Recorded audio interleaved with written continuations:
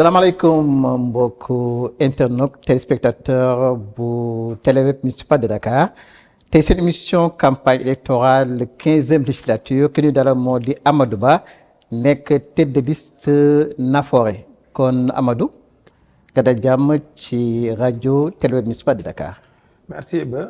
di la nuyu di la gërëm ci invitation bi di nuyu aussi képp koo xam ne moom ñuy seetaan fii ci Dakar ak li ko wër ak kii tamit ci bitim réew. léegi balaa nga ñuy wax ci turu Nafoore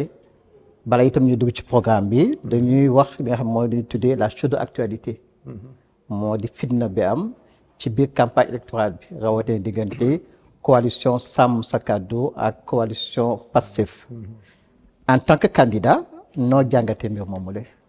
man li may def d'abord mooy ñaawlu parce que dama jàpp ne bi ñu neewee démocratie lañ nekk. ku nekk am nga sañ-sañ wax sa li ngay wax tey tamit bu fekkente ne askan wi la ñor dama gisul li war a tax ñu war a nekk fii di xiiroo ak di ngaayoo di gaañante parce que ñun ñëpp ñoo bokk suñu Sénégal ñun ñëpp benn mbëbët la ñu am mooy taxawu askan wi ñun ñëpp benn mbëbët la ñu am mooy li ma jàpp bokk mooy que développer Sénégal jëm kanam donc bu ñu demee ba toll ne ngi gis ay nit ñu ngi def sax waan rek c'est parce que ñoom seen bopp li ñuy woote gëmuñu ko maanaam violence bi ñuy woote bu fekkente ne violence la ci la ñu yaakaar ne sénégalais yi fal leen bu ñu leen falee ci violence kon violence bu ci am itam ci seen responsabilité la ñoom sénégalais yi parce que mbir mi leer na nañ ñi nga xam ne fitna moo leen jëlee ci opposition bi ñëw indi leen ba fii ñëw encore di continuer ci ay fitna je pense qu'il faut quand même que ça cesse quoi nañu arrêter violence bi ñu jàpp ne léegi liggéeyal réew mi moo fi nekk ñu liggéeyal réew mi jëm kanam. dégg nga démb en fait kàddu yi nga xam ni la tête de liste de la coalition Pastef yëkkati na ko mais aussi par ailleurs premier ministre Ousmane Sonko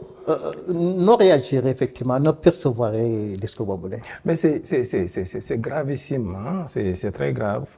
je pense que ça n'absout pas que ne effectivement lu am ndar ci luñ ci gis ak luñ ci dégg que c'est quelque chose de condamnable. mais ça n'absout pas aussi le premier ministre parce que am na stature booy toll sa wax boo waxee nit ñi jëfe waruloo waxee noonu il faut pas travailler avec l'émotion yàlla suturaal na la fitnaal nañ la ci bi nga nekkee opposition fitnaal nga nit ñi aussi yow bi nga nekkee ci opposition ba yàlla def nga agsi si nguur gi je pense que tey am na beneen melokaan boo war a mel ni nga war a taxaw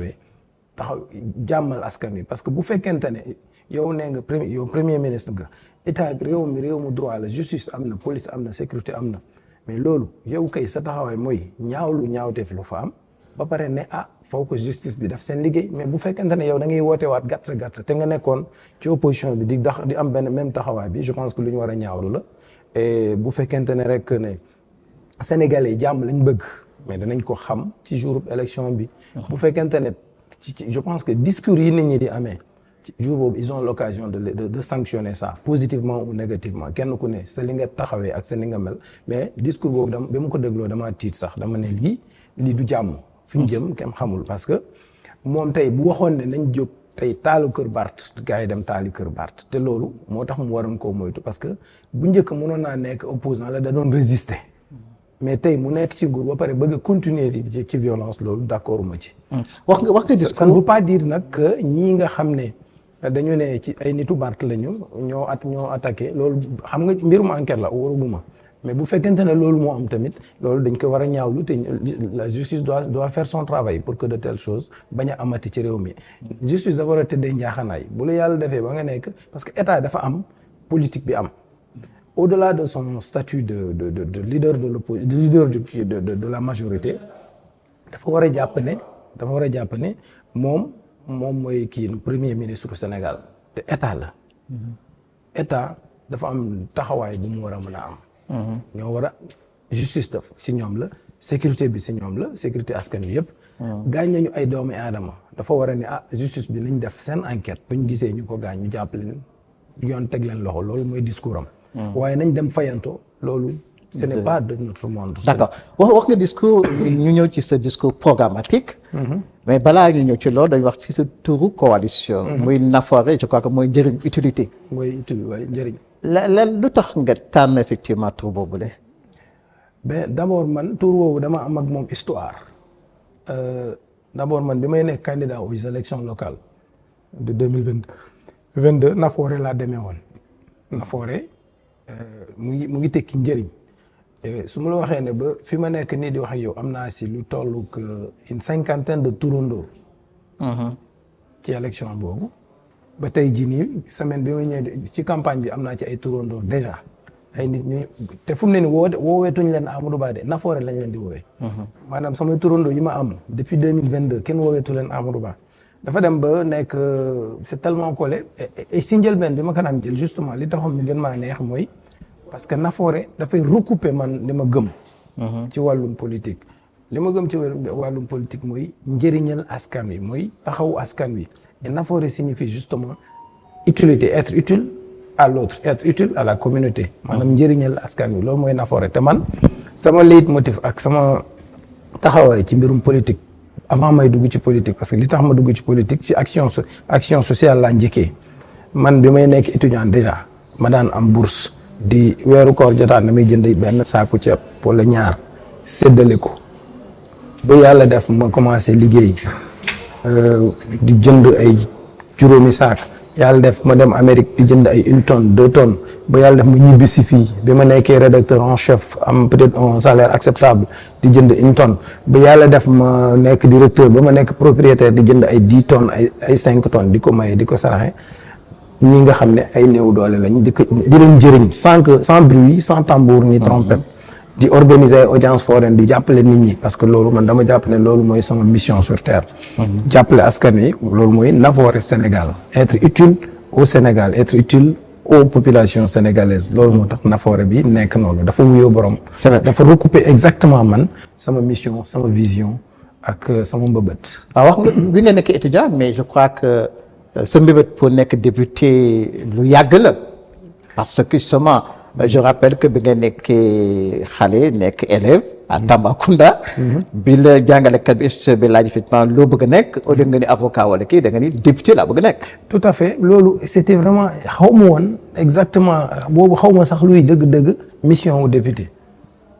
mais c'était quelque chose que je peux même pas expliquer xam nga bu njëkk bi gars yi doon ñëwoon ci classe yi. dañuy ñëw naan la lan nga bëgg a nekk. nga bind benn feuille tur nom prénom. ñi daan enseignant ñi naan man j'avais dit député.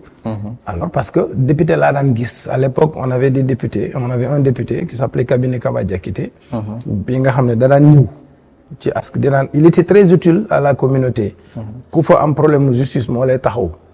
ku fa am ku feebar moo lay dem jël otom yóbbu la hôpital. donc loolu marqué ma mu doon loo xam ne jàpp naa ne man loolu laa bëgg a def mooy être utile à la communauté njëriñal askan wi. donc effectivement bi may dem ba yàlla def ma am option pour def journalisme ma def concours dem CESTI et tout. mais booy xool le journalisme c'est le prolongement d'un engagement citoyen en réalité parce que le journaliste mooy koo xam ne tey mën naa xëy ndekki ak milliardaire ba guddi gi mu dem reere ji ak sàmmkat bi fële donc situation yëpp da koy dund da cee nekk. mais son rôle justement c'est de mettre sur la table les difficultés des populations pour permettre à l'autorité de prendre des décisions loolu mooy dañu war a leeral askan wi pour que ñu mun a agir tey jii nii yow li tax ngay invité nit ñi c'est pour que ku nekk wax ak sénégalais yi wax ak askan wi déglu nga xam ndax kii lu muy wax ndax yenu na maanaa yow yi tamit ci say question nga éclairer sénégalais yi pour ñu xam dëgg-dëgg kan mooy ku baax kii kan moo baax si ñoom ak kan moo ñëw pour taxaw leen ak kan moo ñëw fii pour defar boppam donc en tant que journaliste ñu nekk ci mission boobu dañ ko war a traduire en acte. Tu as fait ça dans la théorie on a 22 ans je pense que man ak yow daanaka mën naa ne ñoo nekkandooroon ci terrain bi bi ñuy journalisme. Yàlla def je me suis dit à un certain moment qu'il faut agir. On était dans la théorie de l'action de la citoyenneté maintenant il faut agir en quoi faisant en demandant aux Sénégalais aux populations de voter pour toi man au niveau de ma mairie les gens m'ont plébiscité ndax yi ma daan def ñu gis ne kii kat buñ ko falee dafay indi résultat yu am solo effectivement ñu fal ma ci diirub 2 ans motul 2 ans 1 an et quelque ñoom seen bopp ñoo organiser sargal boo xam ne musut am dajaloon nañu lu ëpp 30 têtes de bœuf ak ay xar ak ay nag yoo xam ne ñoom ñoo ko dajale pour rek ndax kontante bi ñu am ci liggéey gi ma nekk di def. ci diirub 1 an. ñu defaral ma benn sargal ça s'est passé au mois de décembre. donc loolu firndeel ne kon man ñooñu ils étaient si contents ci wàllum mini forage yi ma fa defar ci wàllum moulin yi ma fa joxe ci wàllum emploi yi ma fa liggéey daanaka ci wàllum kayitu juddu yi ma fa joxe. finalement ils se sont dit qu'ils ont trouvé l'homme idéal. man ne nag comme ñooñu c'est ci périmètre communal bi rek la woon maa ngi leen doon njëriñ ba ñu gisal ko seen bopp. ñu bëgg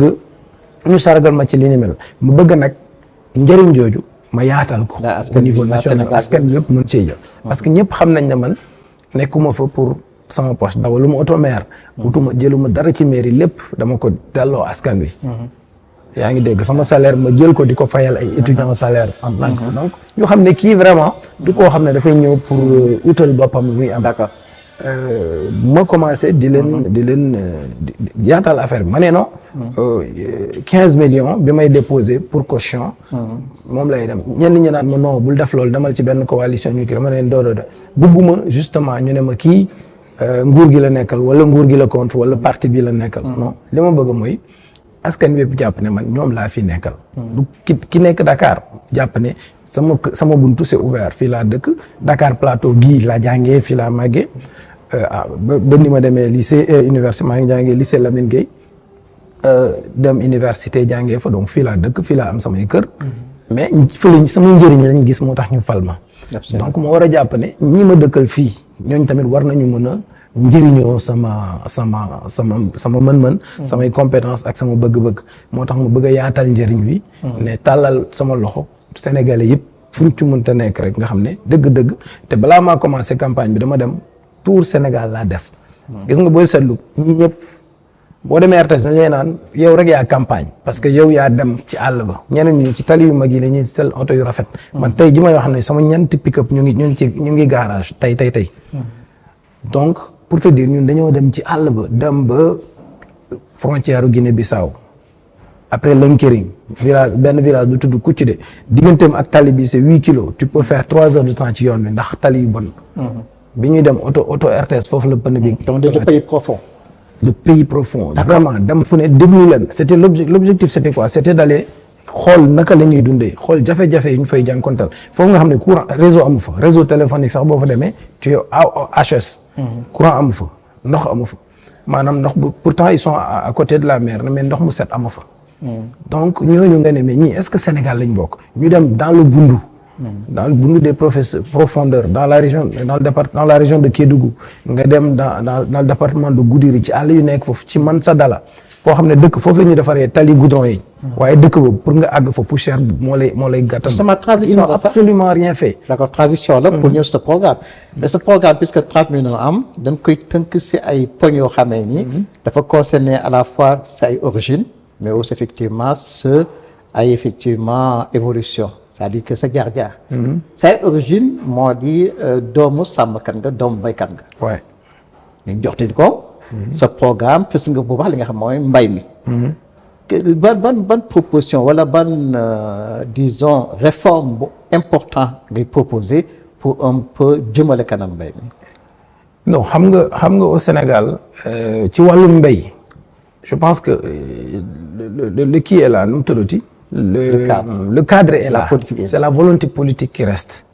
par exemple dafa bëri ay deal yu nekk ci mbéy mi nañ ko wax te de man béykat la moi qui te parle j'exploite au moment où je parle j'exploite 20 hectares depuis combien 3-4 ans 20 hectares dama koy béy man chaque année mboq ak gerte mais lu nekk ci mbirum mbéy mi dafa te jéggi dayoo c'est-à-dire que ñi war a béy dëgg-dëgg duñu jox jiw ji dañ koy jox ay politiciens wala ay hommes d'affaires véreux ñu capter ko finalement pour prendre le pourcentage lié aux subventions. Justement, le problème, c'est à ce niveau. Pendant 30 ans, c'est le même cycle. Justement, donc, il y a une volonté politique qui manque. C'est-à-dire que ñi fi nekk, c'est une sorte de caste d'affairiste booy xool ñu bëri ci engrais bi ils se font beaucoup d'argent là-dessus, ils se font beaucoup d'argent dans les intrants agricoles. Je suis pas sûr que les autorités en tant que telles yëg nañ ko, mais c'est une mafia qui est là-bas qui gère. Da ngay gis ay nit ñoo xam ne c'est des hommes d'affaires fii la ñu toog ils prennent les comment on dit les intrants et autres ñu jaayaat ko. Parfois intrant bi du génn sax yow entrepreneur nga on notifie que ne jox nañu diw un certain nombre d'hectares. yow nga signé ak moom ngeen jël utilisé doo ko jox benn intrant mais da ngeen di séddoo pourcentage bi rek ngeen séddoo ko affaire bi dem. Donc les agriculteurs en tant que tel duñ jot jiw duñ jot dara. Donc et puis mbir mi yéex a ñëw aussi donc il y a tout un problème. Par exemple cette année c'était une catastrophe man daaw j'avais le maïs hybride laa jëndoon waaye ren balaa ma kaa jot mujjuma ko utiliser, j'ai dû utiliser le maïs classique parce que su ma daan xaar maïs bi ni moo tax ren laa nar a ëppale maïs parce que dama ko teel a ji te j'ai pas eu le maïs hybride, dama jël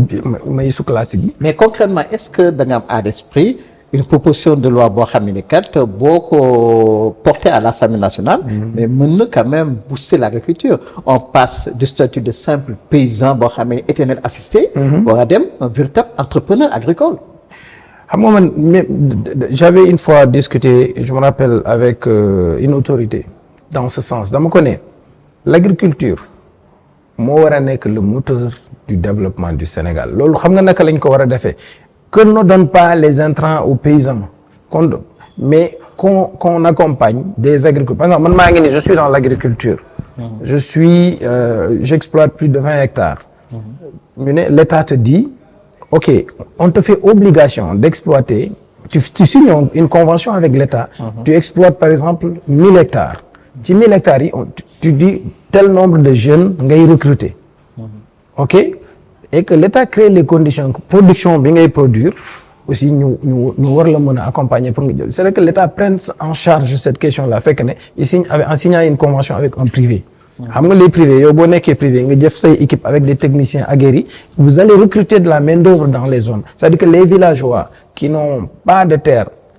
et qui ont des terres mais qui n'ont pas les moyens de les exploiter, qu'ils deviennent des ouvriers agricoles. nga xam ne vous signez des contrats xam nga boo toogee chaque semaine ñu lay jox 25 000 wala 30 000 mais loolu c'est une bonne chose pour le paysan. mën nga toog at bi yëpp 3 mois 4 mois après ngay récolter tu n'as même pas 100 000 ay Sodefitex ñëw jël le reste mais soo amoon nga nekk un salarié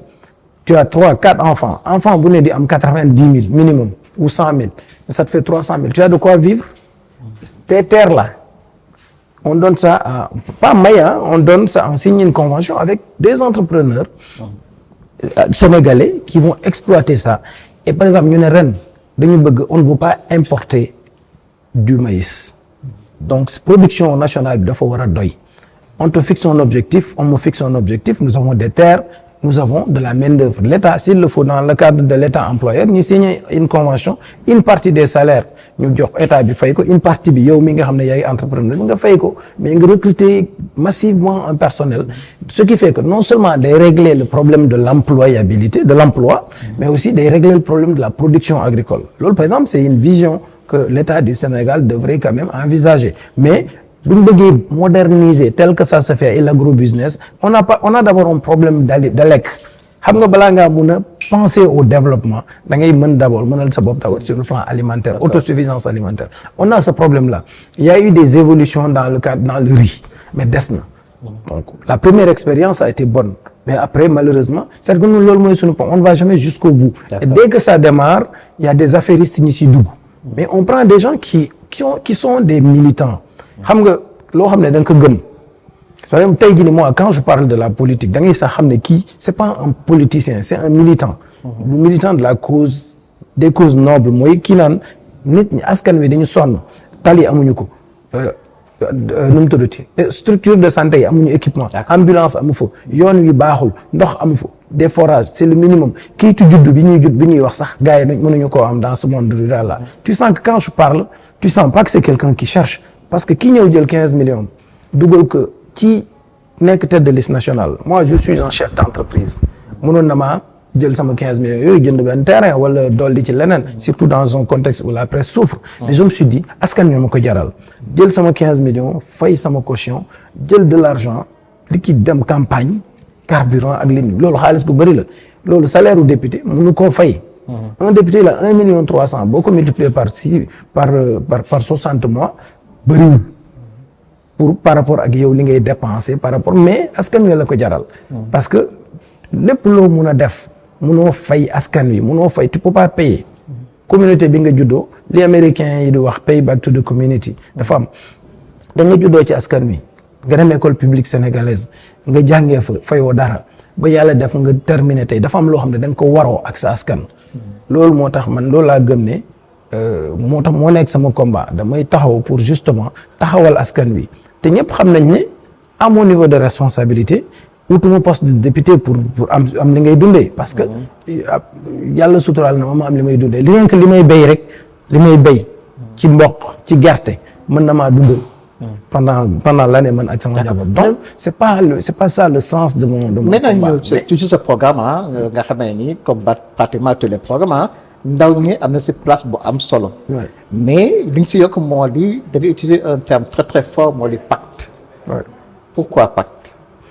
non xam nga est-ce que à ce niveau aussi pour la jeunesse am nga vraiment des propositions yoo xam ne concrètes yoo xamee ni mënoon génn si voilà lépp li nga xam ne moom la jeunes yi jànkonteel rawatina ci wàllu liggéey sànq yaa koy wax employabilité des jeunes. xam nga notre système est désarticulé parce que enseignement général man dama dem jàng ba université ba am licence lettres je me suis dit mais man aw ma métier donc ma ne ko am nga licence de lettres am nga maîtrise peut-être mais amoo métier. ci laa def concours def CESTI au moins là tout le monde sait que am naa métier mais bëri na ci ay jeunes yoo xam ne te diront am naa maîtrise en anglais am naa maîtrise en droit mais avoir des connaissances théoriques quoi. C'est des connaissances théoriques donc loolu c'est en déphasage maintenant nous à Nafoore Sénégal suñu vision mooy au-delà de cette formation là parce que loolu c'est benn caste bu yem la bëriwuñu mais am na si ñoo xam ne seen jàng sax soriwul mais c'est aussi des Sénégalais dañ leen war a jël en compte lan moo tax booy di jël gaal yi di dem c'est parce que non seulement il y a pas d'espoir. D'accord. Il y a pas d'espoir. D'accord. Maintenant qu'est-ce qu'il faut faire? Jëlee en compte comment? Je disais hier que ne Sénégal je viens de recevoir aujourd'hui que ne le 17 jour élection bi lay accord de pêche Union européenne Sénégal war a jeex ñu war ko renouveler. ci accord de pêche yi Sénégal da ciy am. package bu muy négocier ak Union européenne mais ci package bi au lieu ñuy xool xaalis rek pourquoi duñu ne comme am nañu ay boy yoo xam ne amuñu formation bi ils veulent voyager ils veulent aller en Espagne ils veulent aller en Italie ils veulent aller en France ils veulent aller en Belgique ñu négocier ak état yooyu ñu jox ñu quota de visa pour permettre aux jeunes d'aller de manière légale xam nga bu fekkente ne yow Iba demandé nga visa ren ñu ne la yow quota bi jeex na ren mënoo dem waaye déwén da ngay boo teelee déposer que ça soit fait de manière démocratique da nga am yaakaar ne boo demul ren di nga dem déwén wala dans 2 ans dans 3 ans mais bu fekkente ne amoo benn espoir mais da ngay jaar ci géej gi boo gisee donc pour man suñu bëggee arrêter flux gars yi di def balsax c'est parce que dañoo ñàkk espoir mais bu ñu amee yaakaar ne mën nañoo am visa jaar de manière légale mais l'État négocie wutal ñu dans le cadre du partenariat là entre l'État du Sénégal et l'Union européenne sur les accords de pêche parce que suñuy jën dañuy dem bu ñu ko jëbee dañ koy yóbbu seen i dëkk donc c'est un manque à gagner nous on n'a pas le matériel qu'il faut pour pêcher et pour exploiter nos ressources donc en contrepartie ñu jël suñuy jeunes chaque pays dans le cadre de ce partenariat là va prendre au moins 1000 visas yu ñu jox des jeunes avec des contrats ñu dem liggéey foofu loolu aussi bu ñu amee ñoom tamit dañ koy indiwaat ci Sénégal donc je pense que c'est des choses à explorer waxuma ne la faisabilité je ne suis pas un technicien mais c'est des voies qu'il faut explorer Sénégalais yi les jeunes Sénégalais bëri na si ñoo xam ne même boo leen joxoon financement mais dañuy dem parce que ils savent que portée bi bëriwul bëgg nañ dem et le monde est aujourd'hui étant en plein mouvement c'est dynamique nit ñaa ngi tukki donc man ayuwuma nit ñi ñu tukki li may bañ mooy jaar ci géej gi. Organiser. On organise les migrations. Et là c'est l'État même qui doit aider ces jeunes là xam nañ ne par A ou par B danañ dem te bu ñu demee c'est pas avec Frontex là c'est pas avec les drones là qu'on va arrêter c'est pas possible dañ ko wax. On ne peut pas arrêter la mer avec ses bras. booyee danañ dem par A ou par B bu ñuy jaar ci suuf sax dañ jaar. donc wàññi ko en quoi faisant en faisant renaître l'espoir. D'abord ci fànnu employabilité bi on yëkkati tuuti SMIC bi. pour que lépp li ngay def Et dans le cadre du truc agricole là, quand tu es un entrepreneur agricole, si tu es Django, amoo benn diplôme, tu peux avoir 200 000 francs ici à Dakar, disons au village, dans ma commune à Missirah. Mais tu vas pas partir à l'aventure comme ça. Tu as au moins 200 000, tu es chez toi, tu as ta femme, mais bu fekkente ne yow am 200 francs bi ngay jënd ataaya sax amoo ko. Mais écoutez, boo gisee géej gi goo xam ne mën ngaa dem comme mën ngaa dem la mort ci loxo yàlla la nekk, mais da ngay jéem. Loolu mooy dëgg. On va s'organiser pour que sur le plan agricole, que l'État crée les conditions de financer des entrepreneurs agricoles ñi ko bëgg ñi ko gëm dëgg ils vont recruter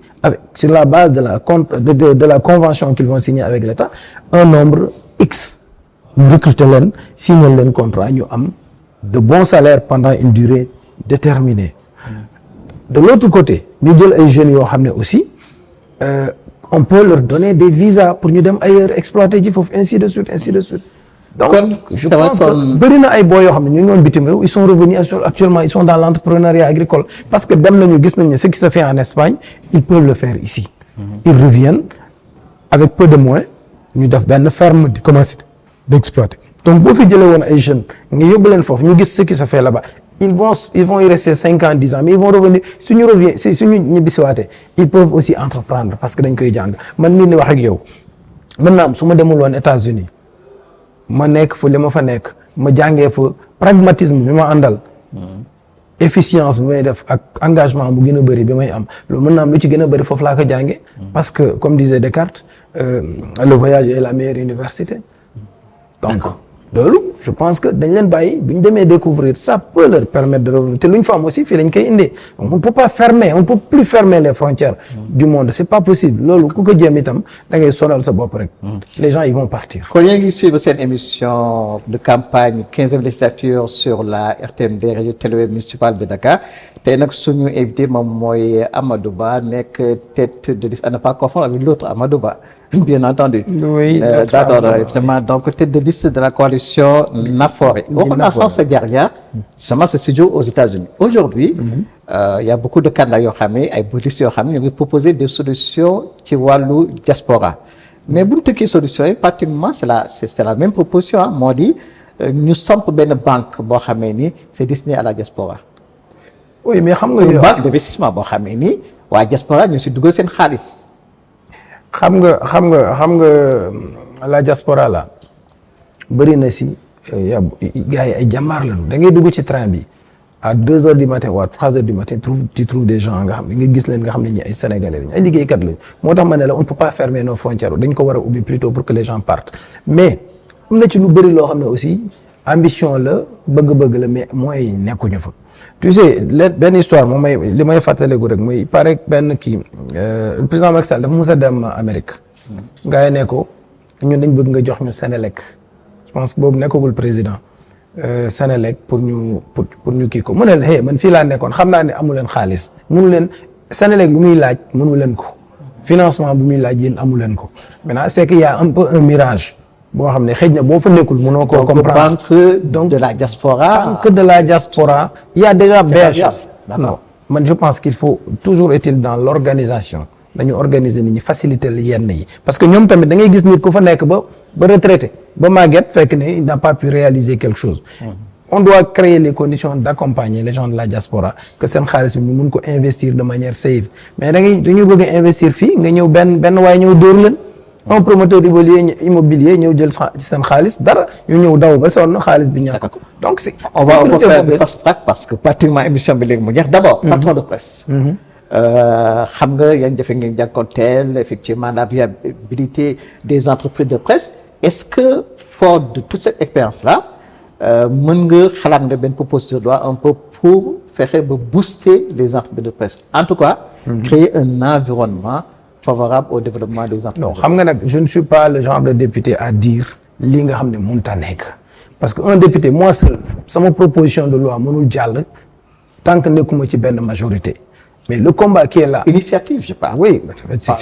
l'adoption là. non c'est pas possible c'est-à-dire que xam nga une initiative parlementaire elles peuvent émaner du gouvernement comme proposition comme projet ça peut être porté par le gouvernement ça s'appelle projet de gouvernement projet de loi. ou bien proposition de loi ça émane d'un député mais un député ou 2 ou 3 ou 4 ils peuvent avoir une proposition de loi ñu initier ko mais du dem du en tout s'il n'a pas la majorité deuxièmement l'État a créé les conditions de sorte que les députés pour ce proposition de loi boo defee proposition de loi da ngay defaat encore proposition boo xam ne sur le plan financier fii la ñuy jëlee xaalis bi pour suqat loolu xam nga loolu déjà c'est une manière d'inhiber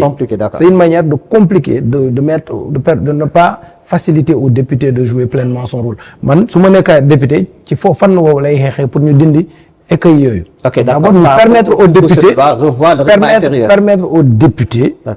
d'être libres, indépendants et de pouvoir faire valablement son travail sans trop de contraintes. Il faut aussi parce qu'en réalité,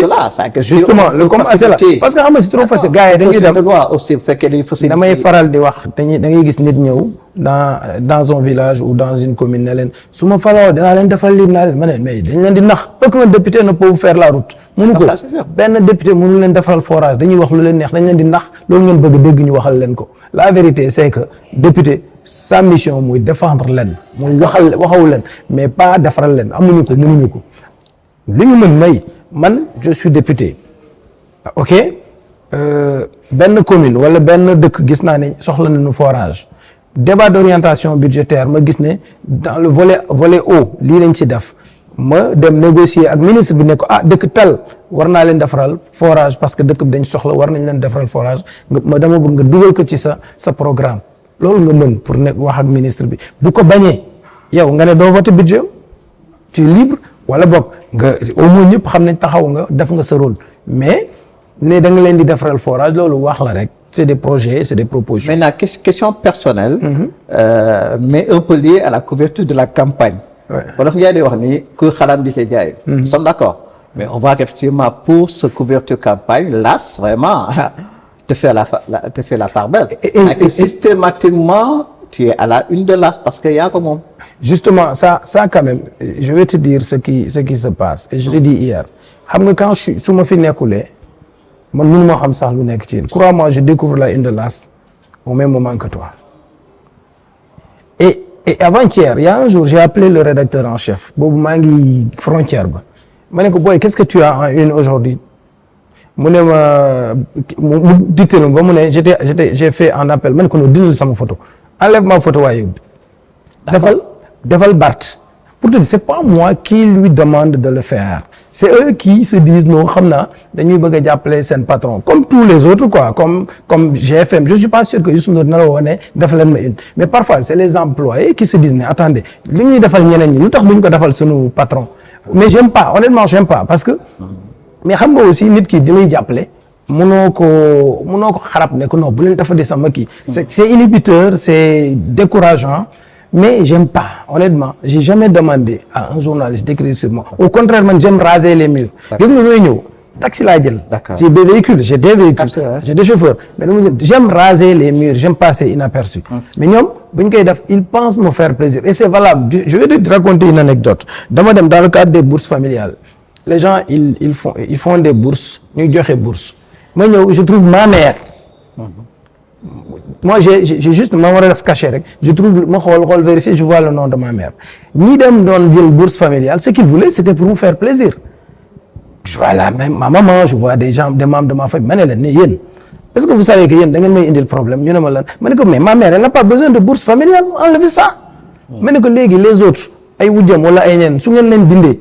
après ils vont m'en vouloir ils vont dire que c'est le maire c'est sunu doom la lu tax mu ñuy xeex mais ne faites pas ça bourse familiale dafa am ay critères dafa am ñu ko yellool mais les membres de ma famille man maa leen di jël en charge pourquoi ngeen leen war a defal loolu mais parfois c'est les gens qui pensent te faire la part belle fekk na xamuñu ne ñu ngi lay mais bon l'un dans l'autre moi j'ai été maire de Missirah toute la campagne kenn musul dégg sama tour ci journal bi lii nii crois-moi c'est parce que je ne gère pas et ils le font pas à mon insu te suñ ma laajoon sama avis dama ko def parce que amul impact mon électorat ne lit pas l'AS léegi ñu bàyyi la effectivement comme ni koy defee ak candidats yi 2 minutes nga janook donc caméra bi délivrer effectivement un message de campagne bon écoute moi li ma bëgg askan wi xam mooy man Amadou Ba nekk journaliste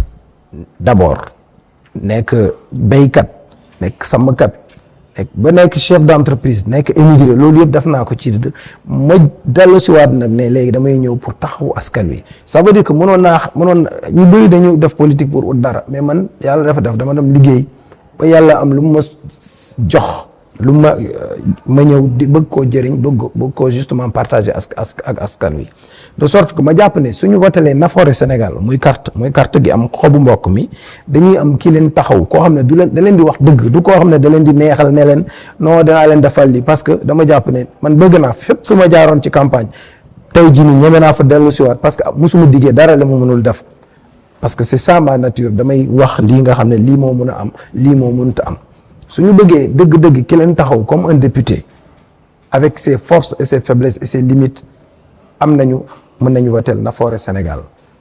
loolu mooy li ma leen mën a wax en tant que député en tant que candidat et tête de liste nationale ñu jàpp ne seen i mbëbët dem naa fu ne ci Sénégal contrairement aux grandes coalitions man lépp laa wër ci àll ba laa gën a dugg xam seen i mbëbët xam seen jafe-jafe Dakar soxla mu ko parce que fii laa jàngee fii laa màggee donc je connais les difficultés de Dakar dem naa dans les chefs-lieux yenn chefs-lieux de département yi xam naa seen i problème déglu naa leen wax naa ak ñenn ñi xam naa seen i problème donc su ma demee assemblée nationale dinaa xam ban taxawaay lay am pour jàppale leen pour xeexal leen seen i droit pour ñu mën a jot lii nga xam ne mooy seen i avantage avec le régime loolu moom je pense que mooy mission wu député. kon nag mu doon seen émission 15e législature seen émission de campagne sur la radio télé municipale de Dakar tey nag suñu invité moo doon Amadou Ba jiite coalition Nafoore micro Iba Khar Mbodj et di remercier équipe technique bi et à la coordination Awa Ndoye et Ndeye Assou Seck di leen jaajëfal bu baax di leen jox de incha allah beneen numéro 15e législature.